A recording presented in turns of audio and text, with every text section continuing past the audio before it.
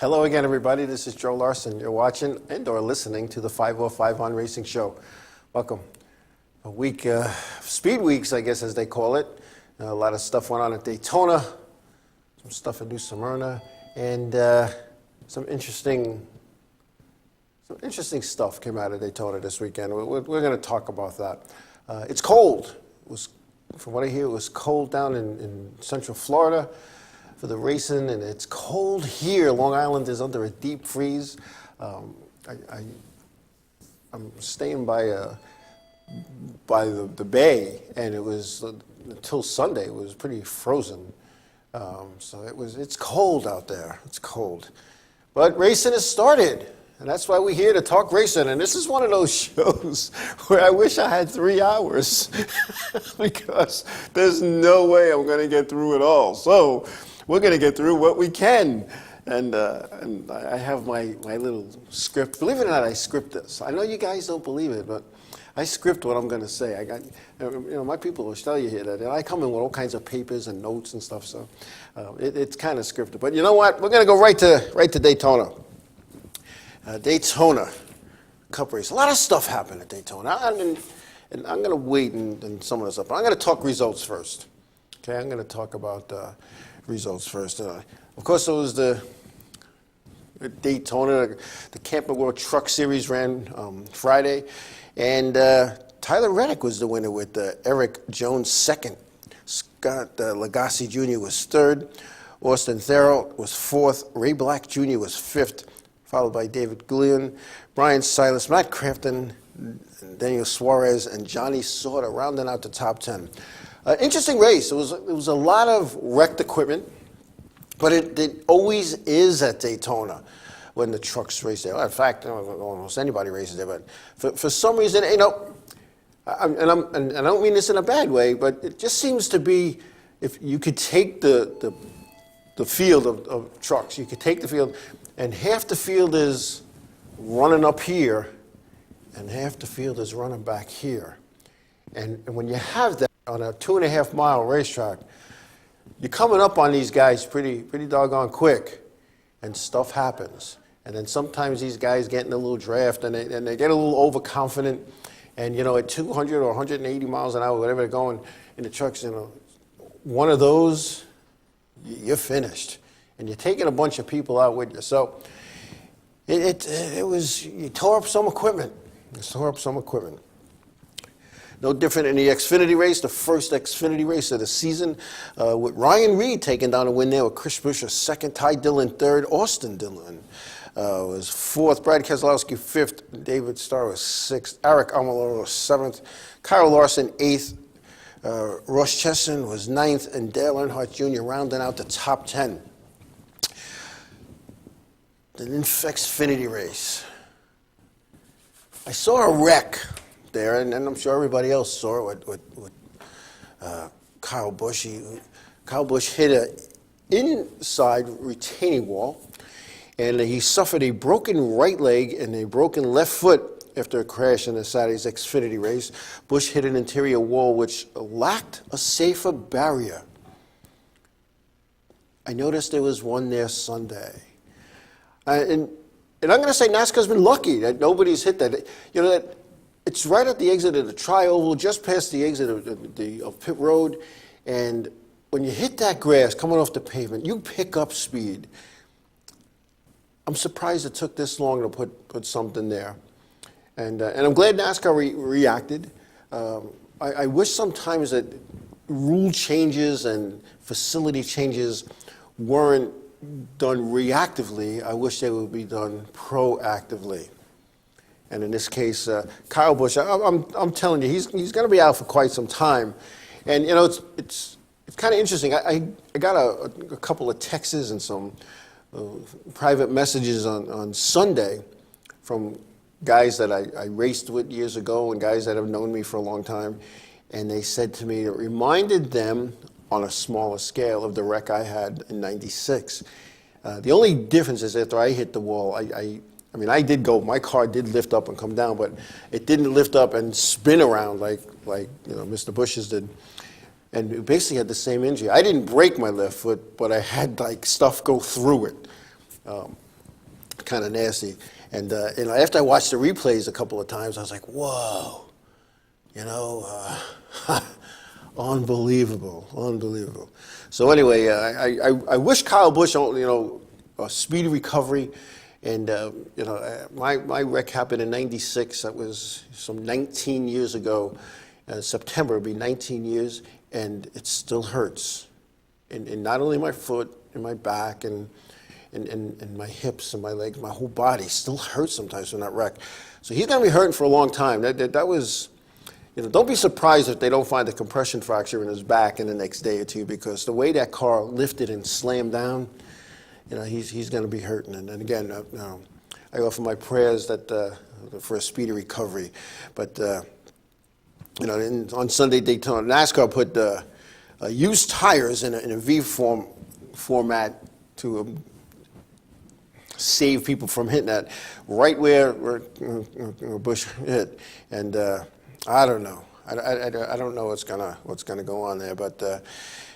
Campbell World Truck Series driver Matt Crafton drove for Kyle in the 500 on Sunday. However, right before I came here, I looked at the entry list for Atlanta, and I did not see the 18 on the entry list. And that was as of around 6 o'clock this evening. So it'll be interesting to see what's going to happen there. I'm sure they're going to have meetings today, that they probably did already, or maybe even tomorrow, to discuss who's going to drive the 18 in Atlanta. For those valuable A, owner points, and B, to fulfill the sponsorship requirements that they have in regards to this race car. So anyway, that's where we're at. So anyway, now speaking of Busch, we'll go right into this. Kurt Busch, Kyle Busch's brother, he lost his appeals, 2 appeals of a suspension, an indefinite suspension from NASCAR. After a Delaware family court judge said Busch more than likely, and I quote, more than likely than not, committed an act of domestic violence when he allegedly choked and beat his former girlfriend last September 26th at Dover International Raceway. Now, I don't believe in that stuff. I don't believe in domestic violence, and I don't know anybody out there that's never gotten upset. But you know what? You don't do those things, and I have to say something.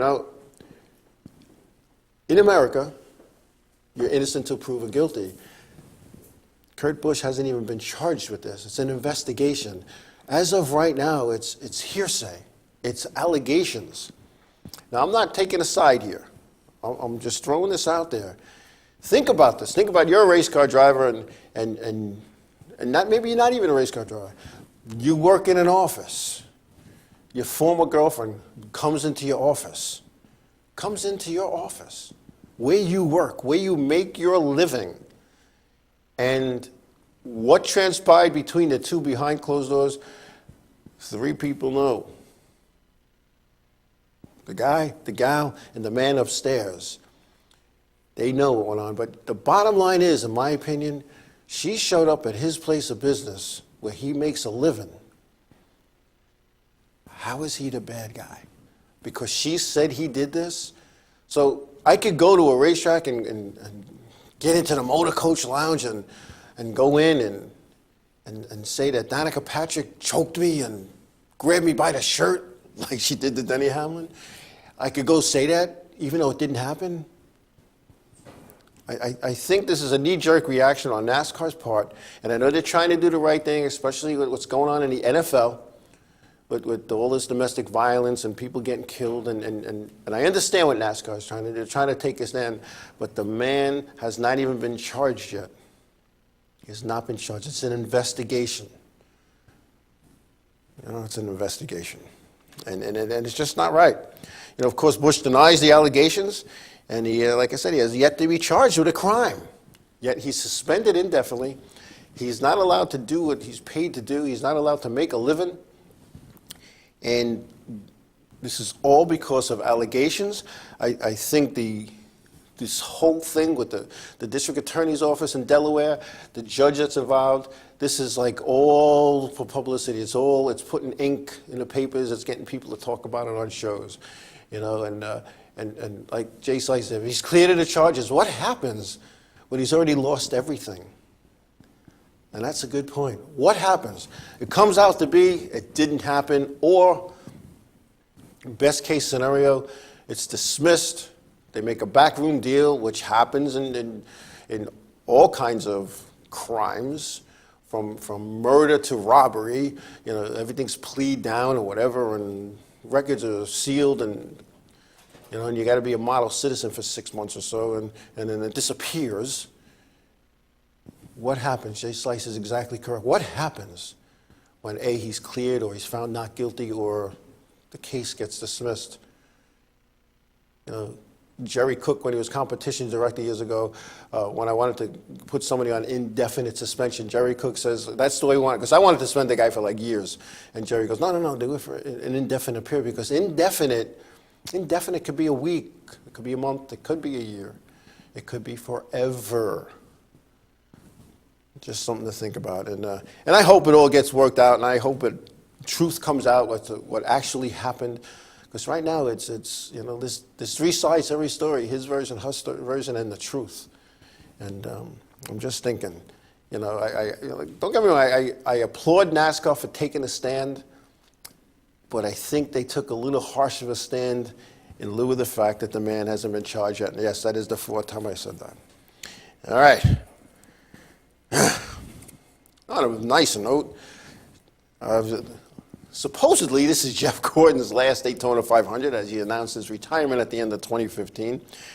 And like I said, it may be Jeff Gordon's last Daytona 500, as he announced this is his final season. Gordon, 43 years old, ranks 3rd in all-time wins behind David Pearson's 105 and Richard Petty's 200. And that 200, I don't think that'll ever be broken.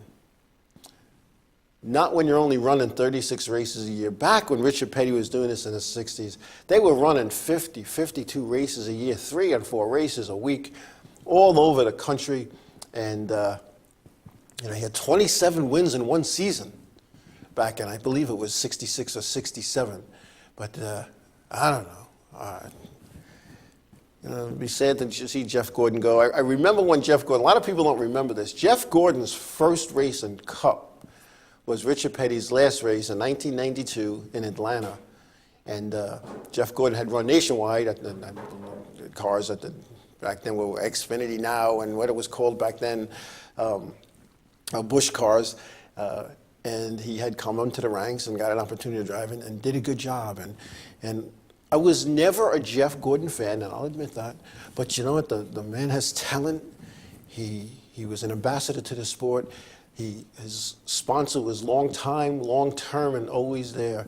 And yes, that's correct. Thank you. It was 67 for Richard Petty when he won all those races, because he took this 1966 season off the drag race, and a lot of people. I don't know if a lot of people know why he did that. He just didn't wake up one day and say, I think I want to go drag racing. But anyway, I wish Jeff Gordon the best in his final season. Like, you know, obviously, he's not doing a farewell tour like Richard Petty did. But I don't think Jeff Gordon is going to be 100% retired from racing. I think Jeff Gordon is going to go out and do some of the things he's wanted to do over the last, I don't know, 24 years. And maybe go do some sprint car racing, maybe go do some mud bog racing, maybe go out on his fancy boat and go fishing, or maybe spend some time with his kids. But it's good to see that he's going out on top. But I think he'll be back. I think he'll run some select races. I really do think. Anyway, with that, we're going to take a break. When we come back, we'll talk about the Cup finish when we come back.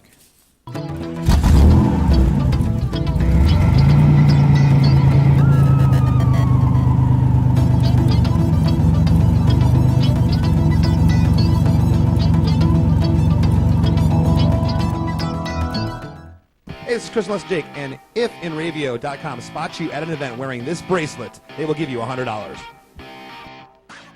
The world of advertising has changed. Radio, TV, and newspaper revenues have declined drastically. Why? Because businesses have realized that advertising return on investment isn't what it used to be. So what can we do about it? Well, that's easy. Advertise online. Own a local restaurant, real estate agency, or even a national retail chain? Whatever your business, InRavio can get your message out there. And we can do it at a fraction of the cost. Call today and see the difference for yourself. This isn't TV. This isn't radio. This is InRavio.com.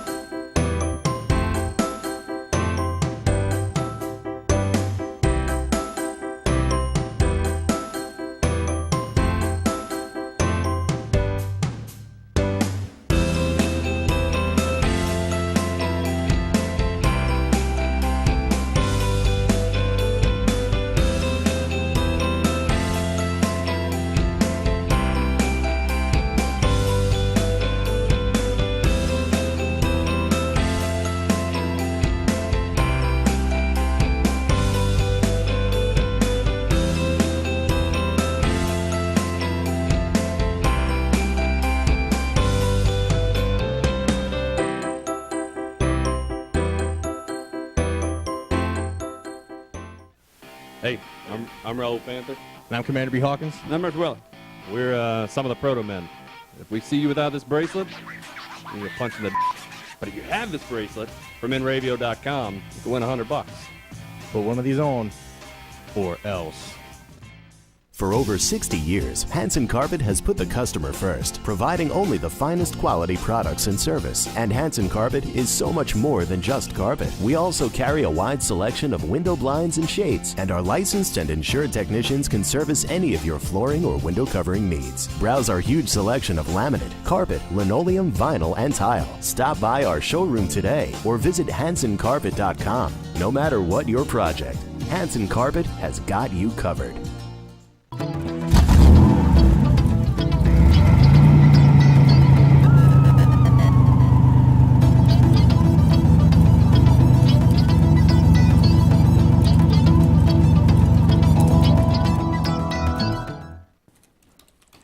Hey, we're back. We are back. Anyway, Daytona 500. Interesting race. You know, you look at 3 wide, maybe, I don't know, 15 rows back, whatever, 12 rows back, and it was just, you know something was going to happen. And something happened a few times. It just seems to me that the between the restrictor plate, the aero package, the downforceness, take away all that. Take away all that.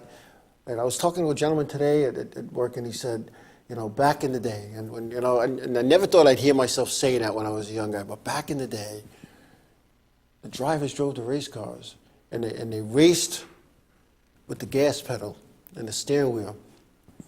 And they didn't have these big aero packages, and you had to run a stock production body. These bodies all look the same until they put the decals on them. Oh, close. But anyway, Joey Logano wins his first Daytona 500 with Kevin Harvick second. Dale Earnhardt Jr. was third. Denny Hamlin fourth. Jimmy Johnson fifth. Casey Mears was sixth. Clint Bowyer seventh. Martin Truex Jr. eighth. Casey Kane ninth. Greg Biffle 10th. Jeff Gordon, who started on a pole, led 87 laps. Finished a dismal 33rd after being caught up in that last lap wreck. It was bad. It was not good.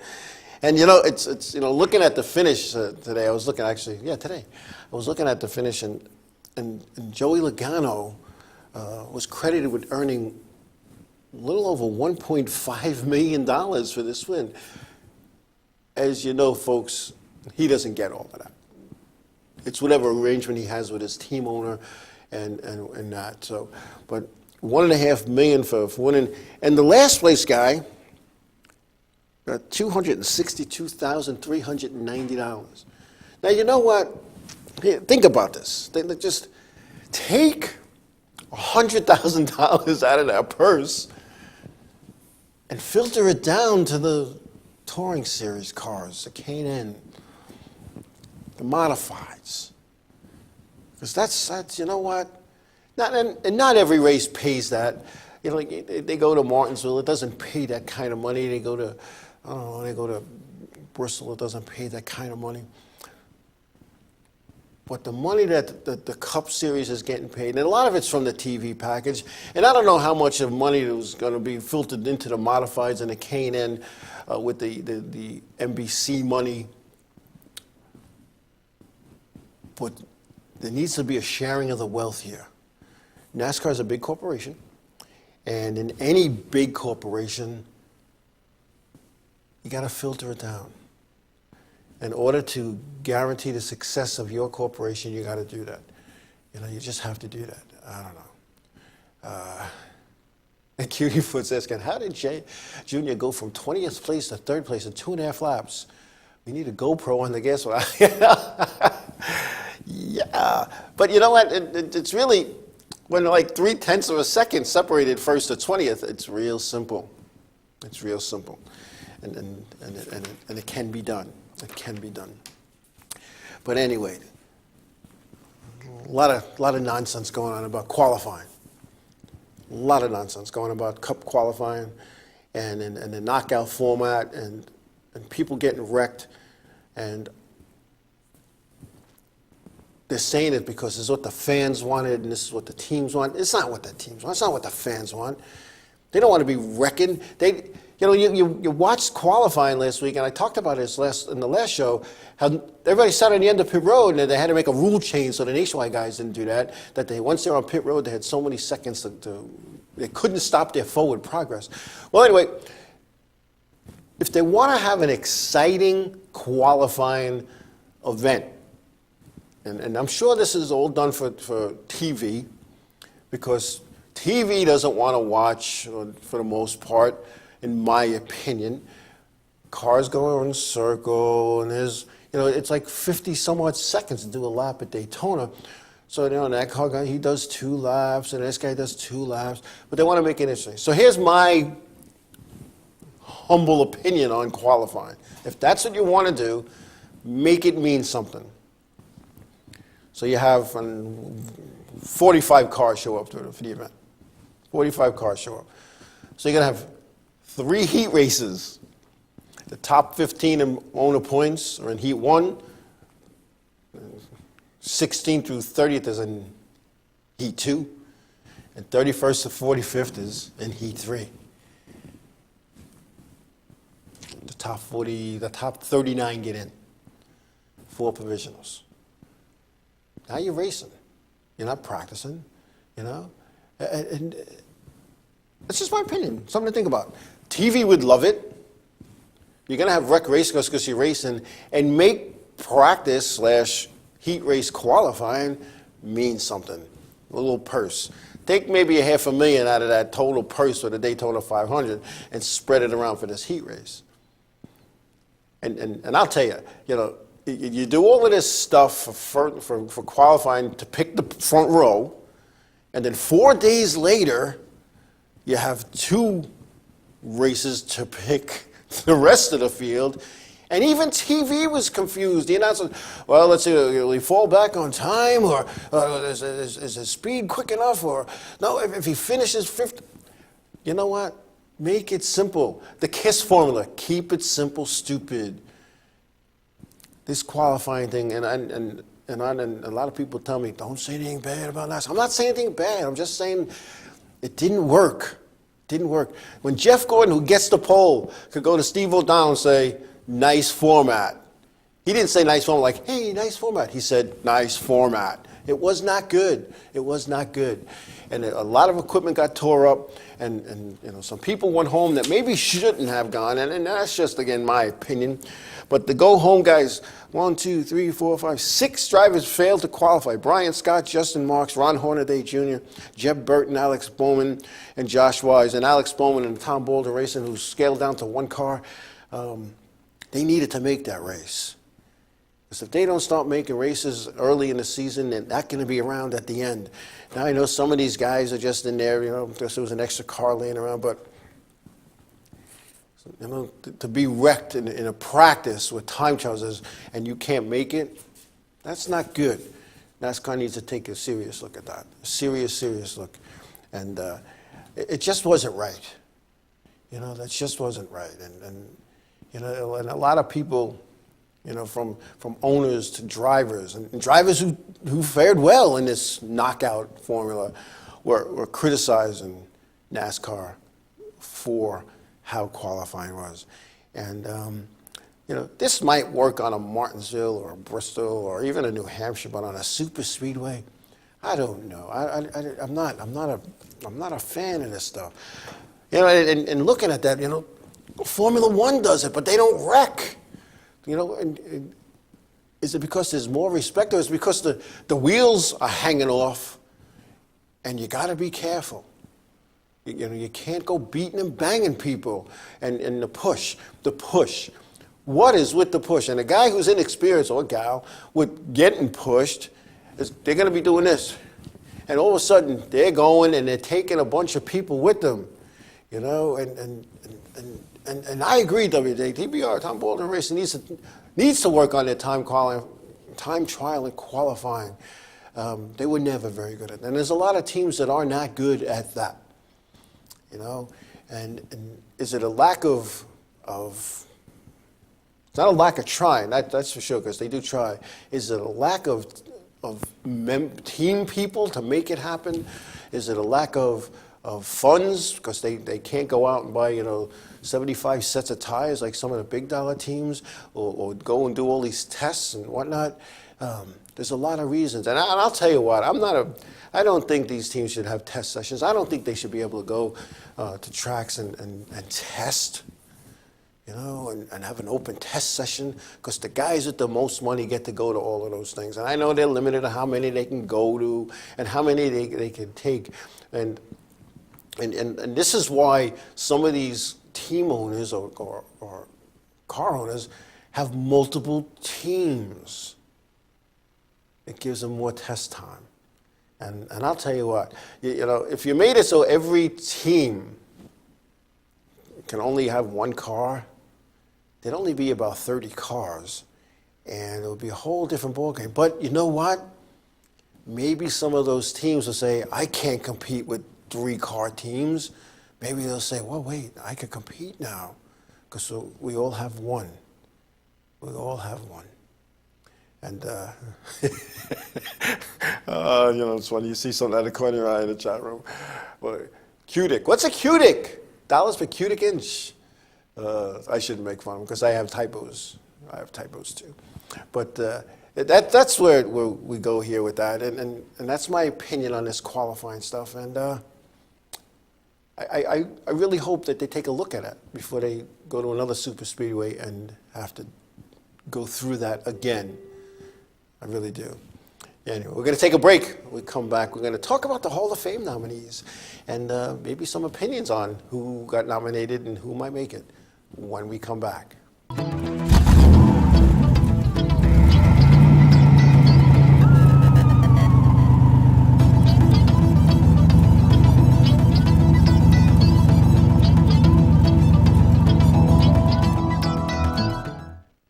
What's up, guys? We're Scared No Fair, and we're here with Enravio.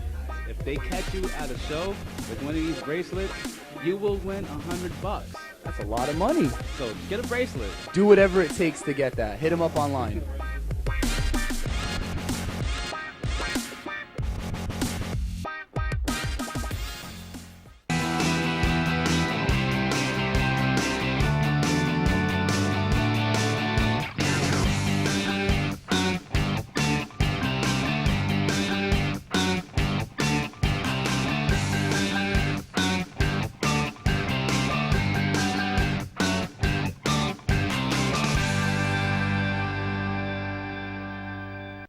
world of advertising has changed. Radio, TV, and newspaper revenues have declined drastically. Why? Because businesses have realized that advertising return on investment isn't what it used to be. So what can we do about it? Well, that's easy. Advertise online. Own a local restaurant, real estate agency, or even a national retail chain? Whatever your business, InRavio can get your message out there, and we can do it at a fraction of the cost. Call today and see the difference for yourself. This isn't TV. This isn't radio. This is InRavio.com.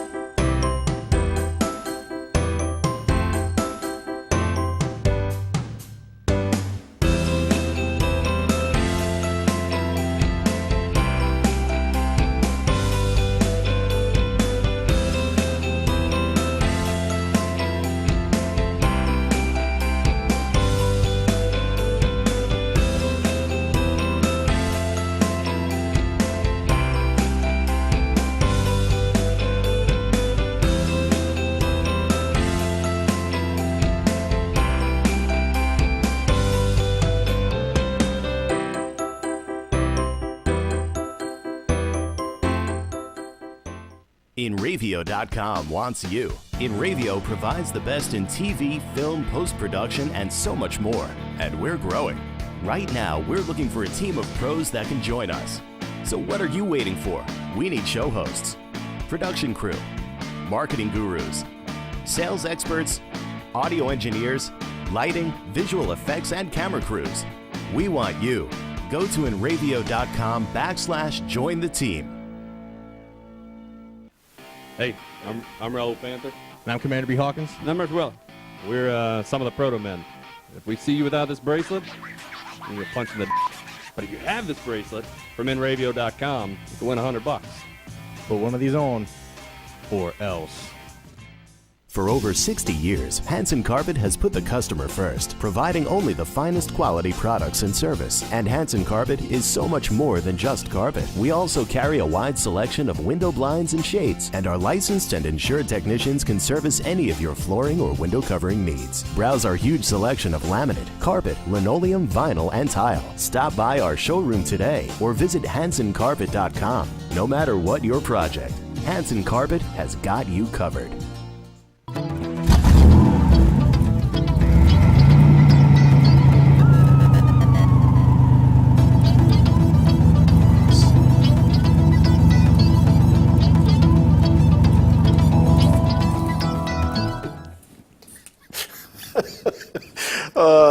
Sometimes the stuff that goes on breaks is comical.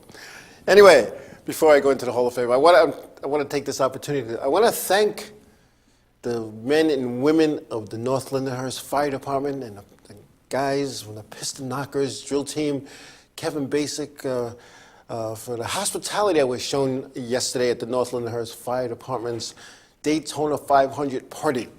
It's tough walking into a place where you know like one guy. And you know what? They all made me feel like I belonged there. And I'll tell you what, I was in the Babylon Village Fire Department here for a little bit. And it was like family. And I knew, I went to high school with a lot of the guys in the Babylon Fire Department. So when I did join there, right from the get-go, I knew everybody. And you know, it was a great time. But when I walked into this place, and there I was, and I go to the door to pay my way in, it was like, yeah, here you go. And I thought they were just happy to take my money, but no.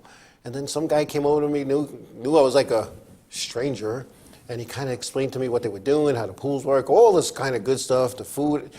It was like, I was like an honored guest. I mean, I wasn't, but that's what I felt like. And then former blunderbuss driver, Gordon Hyler Jr., who's a member of the Amityville Fire Department, which is a couple of towns away, was also there. We got to, you know, during the race, eat, drink, be merry, and talk racing.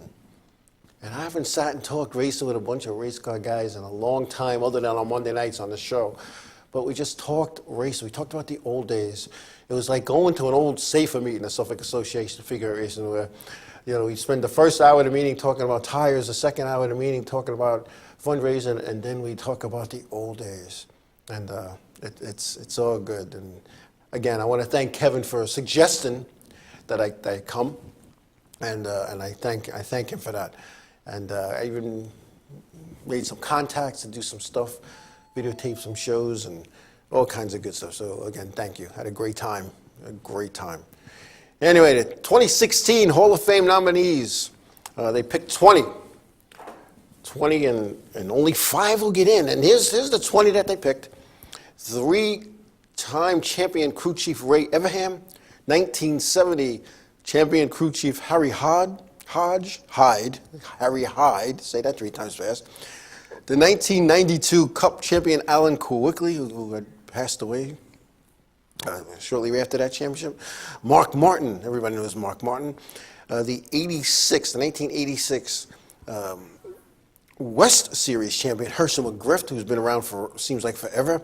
14-time champion owner Rick Hendrick. 2-time Cup champion Terry Labonte. 73 Cup champion, the late Benny Parsons, who's also a figure 8 champion. Bruton Smith, Speedway Motorsports leader and owner of multiple racetracks across the country. Curtis Turner, who was considered the Babe Ruth of stock car racing back in the day. Buddy Baker, a 19-time Cup winner. Red Byron, the 1949 Cup champion. Richard Childress, his name speaks for itself, 11-time champion owner. Jerry Cook, 6-time National Modified champion. Ray Fox, the legendary engine builder. Bobby Isaac, 1970 Cup champ. And Raymond Parks, the first champion owner in NASCAR. Larry Phillips, only 5-time NASCAR Weekly Series national champ. Mike Stefanik, record-tying 9 NASCAR championships. And Robert Yates, a champion car owner and engine builder. Only 5 will get in there. Only 5. And I'm going to stir it up. What's your 5? Can you pick 5? Here's my 5. Ray Everham, and this is no particular order, just how I wrote it down. Ray Everham, Benny Parsons, the late Benny Parsons, the late Curtis Turner, Red Byron, and Jerry Cook. This time. That's my 5. Not that the other people are not worthy. They're more than worthy, but you can only pick 5. You can only pick 5. And I'm a guys that go to the safe meetings and we have our discussions of who should be in and who shouldn't. I always say, are all the figure 8 champions in? And I get this look, well, no. Then until we put another guy in, or gal, we need to get all our champions in. And I get met with some, pushback and whatnot. Oh, no, there's always a guy who, who's going to stamp his feet because he wants his buddies in, and he usually wins. But with any Hall of Fame, it's tough. Some of these guys just need to win. And I don't know. But, and I want to say why I pick. I have to go with Jerry Cook over Mike Stefanik, even though Mike Stefanik is a record-tying 9-time NASCAR champion in the old Busch, it was the Busch North and the Busch East and then the K&N Pro Series. But, I don't think Mike Stefanik should go in before Jerry Cook, who was a 6-time modified champion. And back in the day, where being a modified champion was, you were going all over the country. And I really think, in my opinion, Jerry Cook and Richie Evans should have went in together. But they didn't. So that's just my opinion. I have this thing about guys who are still involved with the sport going into a Hall of Fame. Like Richard Childress is still involved. Rick Hendrick is still involved.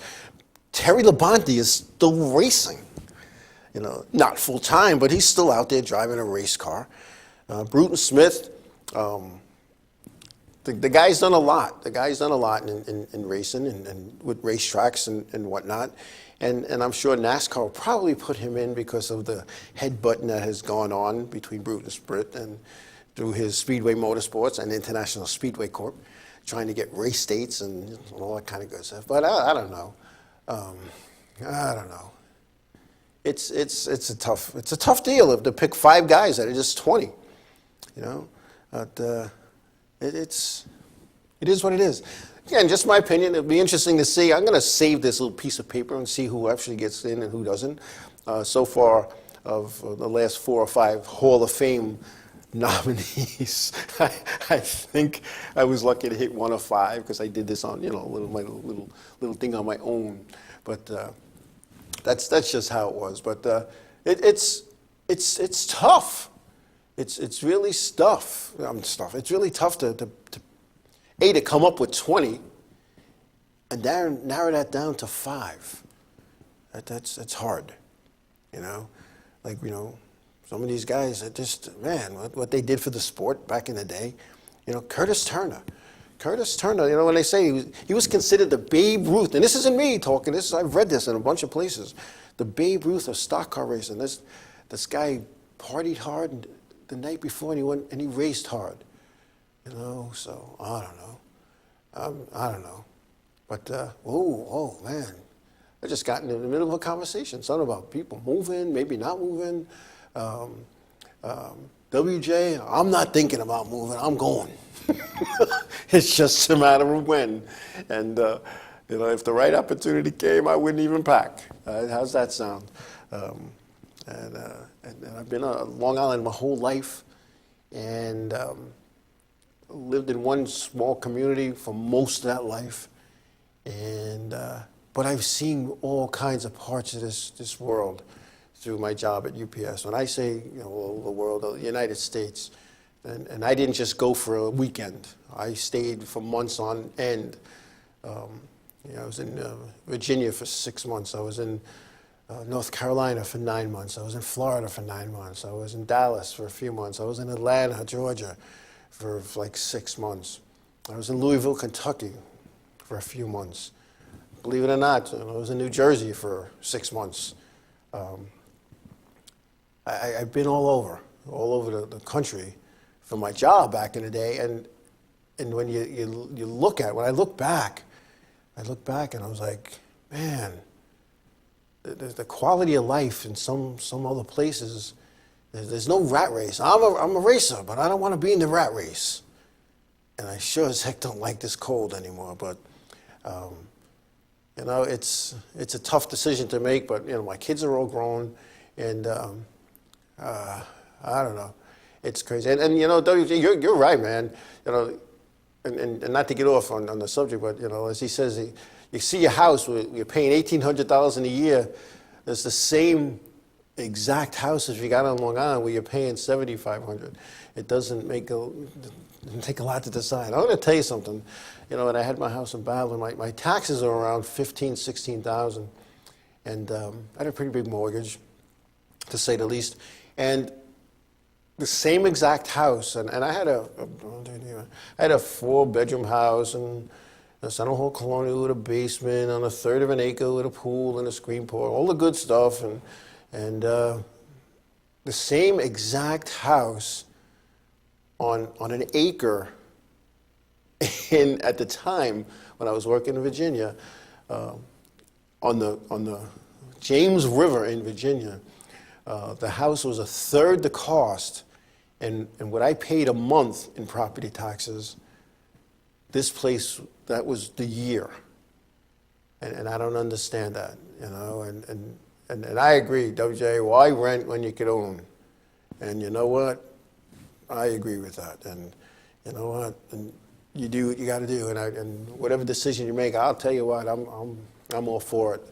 And I'm looking to do the same thing. But anyway, I'm looking to go to the Carolinas, and not because it's the hotbed of racing.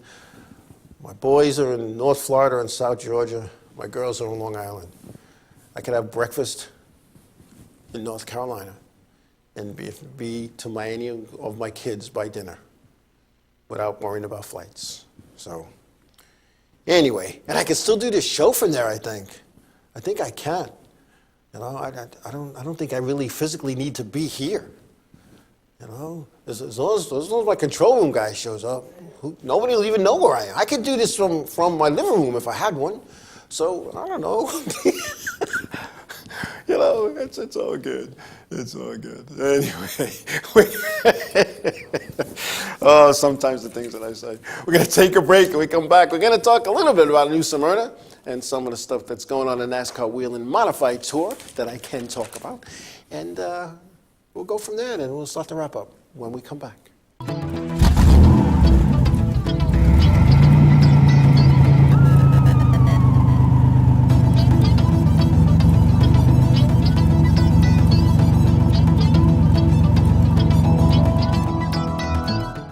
For over 60 years, Hanson Carpet has put the customer first, providing only the finest quality products and service. And Hanson Carpet is so much more than just carpet. We also carry a wide selection of window blinds and shades, and our licensed and insured technicians can service any of your flooring or window covering needs. Browse our huge selection of laminate, carpet, linoleum, vinyl, and tile. Stop by our showroom today or visit hansoncarpet.com. No matter what your project, Hanson Carpet has got you covered. Hey, this is Chris Les Jake, and if InRavio.com spots you at an event wearing this bracelet, they will give you $100. The world of advertising has changed. Radio, TV, and newspaper revenues have declined drastically. Why? Because businesses have realized that advertising return on investment isn't what it used to be. So what can we do about it? Well, that's easy. Advertise online. Own a local restaurant, real estate agency, or even a national retail chain? Whatever your business, InRavio can get your message out there, and we can do it at a fraction of the cost. Call today and see the difference for yourself. This isn't TV. This isn't radio. This is InRavio.com. Hey, this is Chris Les Jake, and if InRavio.com spots you at an event wearing this bracelet, they will give you $100.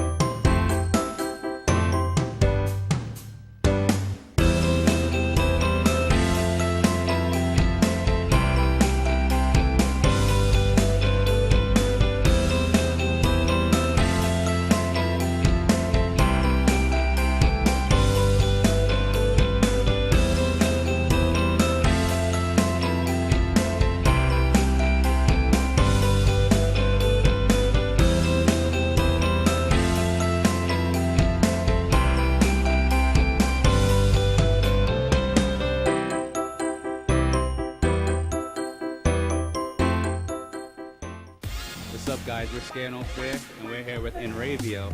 If they catch you at a show with one of these bracelets, you will win $100. That's a lot of money. So get a bracelet. Do whatever it takes to get that. Hit them up online.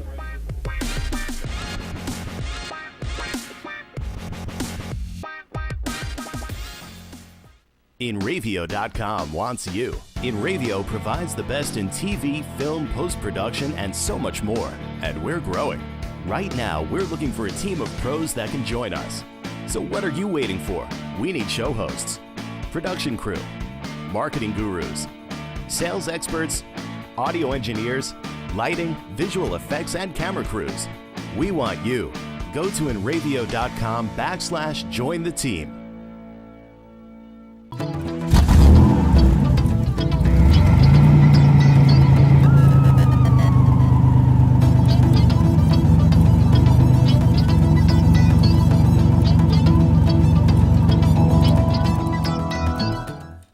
Hey, we're back. Oh, well. Let's see, what are we going to talk about? Real quick. I think I got this right. Let's see. New Smyrna on the 16th. No, 15th, 14th. I guess that's the 16th. Yeah, anyway. Ryan Priest, this is the top five. Ryan Priest, Justin Bonsignor, Chuck Hosfield, J.O. Bertuccio, and Jimmy Zacharias. Then the next day was Eric Goodale, Justin Bonsignor, Ryan Priest, J.O. Bertuccio, and Chuck Hosfield. The day after that, Ryan Priest, Chuck Hosfield, J.O. Bertuccio, Eric Goodale, Jimmy Zacharias. And then on the last night, Priest, Hosfield, Goodale, Jair Bertuccio and Justin. Now, the World Series of Asphalt Motor Racing, as they called it, has lost a little of its luster. Remember going down there 20 years ago? There'd be about 20 SK type modifieds, 30, 35 tour type modifieds. And then it started to dwindle. First with the SKs. So there weren't enough SKs to have a full field, so they let them run with the tour type mods, but it was a race in a race. So if an SK, the first SK across the finish line finished 12th in the SK portion, he was the winner, or she was the winner. But from what I understand, there were only 15 or so tour type modifieds, maybe an SK or two, a couple of starting parks. And when you look at these names here, I mean, there's some Long Island guys, kick some butt. There's WJ who was there, 14 or 15 mods a night, and it was one SK type, and that was from Florida. Is the economy part of the reason here that these cars aren't showing up? I'm sure it has a lot to do with it. But what's happening, and this is happening to racing at every level, people can't afford to do this the way they used to do it years ago. Because the cost to race a race car, no matter what class or division or what series you're in, the cost has gone up tenfold. I remember when I first started doing this racing gig, I bought my first race car for $700. It wasn't a top-of-the-line race car. It wasn't even a mid-pack race car. But I was racing and having a good time. And I got $20 if I made the feature, which I didn't. You know, with the 70 or 80 or so figure eight cars that they had running at ISO Speedway. But if I didn't make it, I got my pit fee back. Imagine that. I used the same set of tires for an entire season. They were Hoosier recaps. The older they got, the better they worked.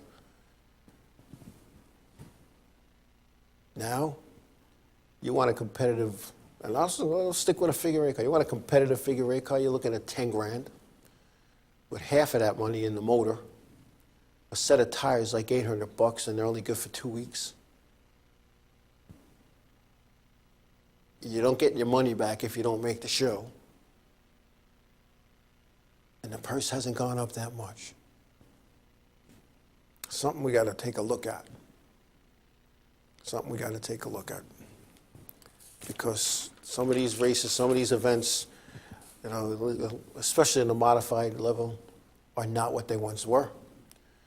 If you take the World Series that was at the Thompson Motorsports Park in October, the car count wasn't close to what it was, nor was the fall final at Stafford or the Spring Sizzler. The car counts aren't what they once were.